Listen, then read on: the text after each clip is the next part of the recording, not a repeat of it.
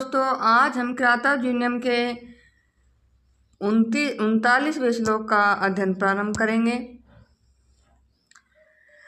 और जैसा कि समय बहुत हमारे पास कम है, श्लोक ज़्यादा है, तो बहुत ही कम समय में हम हर एक श्लोक को स्मरण करने का पूरा प्रयत्न करेंगे, शब्द अर्थ के अनुसार और अन्वय के अनुसार, और फिर उसकी हिंदी व्याख्या बिना किसी अन्य बातों के। चलिए शुरू करते हैं। प्रोपनीतम नृप रमणिकम दिविजा अतिशेषेण यते तद अन्यसा तदते वन्यफलासिना परम परैतिकार से यशसा समम विपु। द्रौपदी कहती है, हे महाराज, हे राजन, हे नृप, पुरा माने पहले, यत माने जो, यह तुम्हारा शरीर, द्विजा शेषेण माने ब्राह्मणों के द्वारा जो आपकी रसोई होती थी, उसमें पहले ब्राह्मण भोजन करते थे और उससे बचा भोजन आप ग्रहण करते थे, उस अन्न को आप ग्रहण करते जो बच जाता था।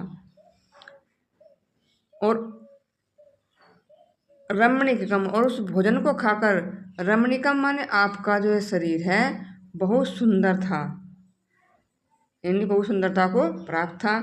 उपनीतम, उपनीतम का अर्थ होता है प्राप्त कराया गया था। लेकिन आज क्या है कि वन्य फलासिना, जंगली फलों को खाने वाले, ते माने तुम्हारे, तत् माने वह, विपु माने शरीर, यशसा माने यश के, यशसा यश के, समम माने साथ साथ, परम माने अत्यंत, कृष्य माने कमजोर, परैति माने प्राप्त हो रहा है। तो द्रौपदी साफ साफ शब्द में कहती है कि हे महाराज,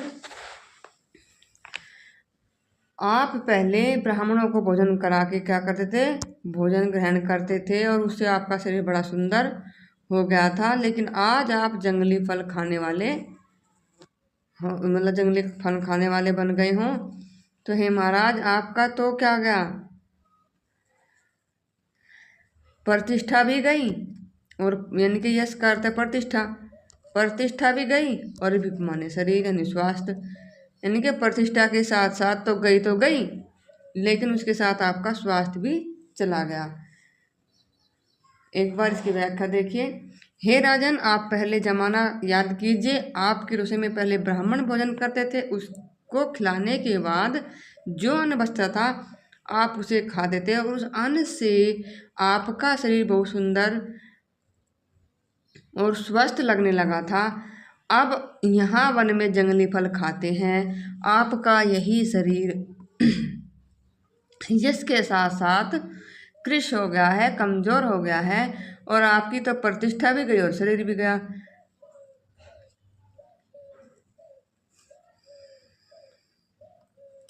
धन्यवाद दोस्तों।